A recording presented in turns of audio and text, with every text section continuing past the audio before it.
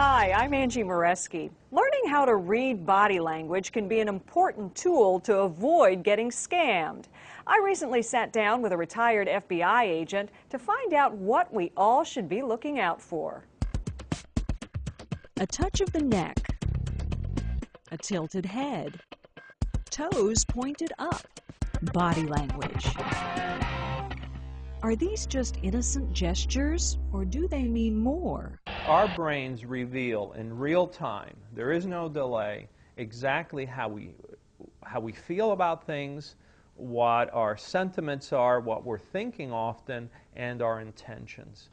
Retired FBI agent Joe Navarro is the author of What Every Body is Saying. He says absolutely our movements are billboards to our true thoughts.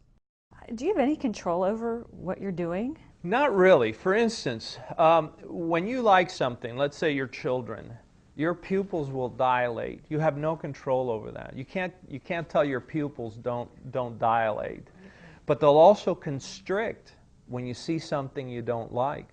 Understanding a few basic nonverbal cues can help you to spot when someone is happy to see you, confident about what they're telling you, or when they're lying. These are signs of deception. We show discomfort with the furrowing of of our foreheads. We show it with the knitting of our eyebrows, squinting of the eyes, maybe any kind of lip biting and so forth. Navarro says you do have to be careful about jumping to conclusions. While science supports these displays of discomfort, you can't tell for sure that someone is lying. The question becomes, why are you so uncomfortable? It's a tip-off that should raise your level of suspicion to proceed with caution.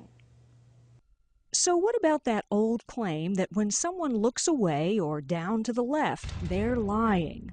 For years we've been taught that if people look away, they tend to be deceptive. This is actually totally wrong. The research tells us that people who live by deception, people who continually or habitually lie, actually engage in greater eye behavior, in greater eye contact.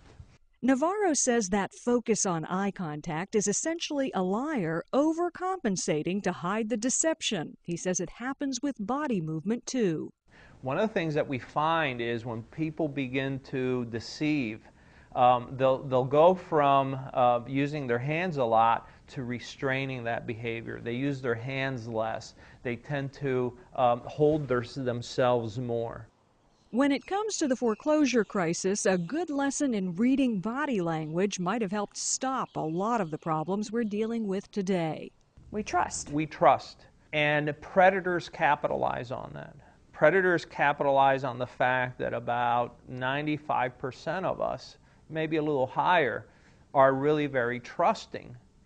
Deception was a key factor in getting so many homeowners to sign on to predatory mortgages they didn't understand. One of the things that we look for is anytime someone is compelling you to move quickly, to do something, this is a nonverbal display of concern that you should take a step back and say, no, wait a minute.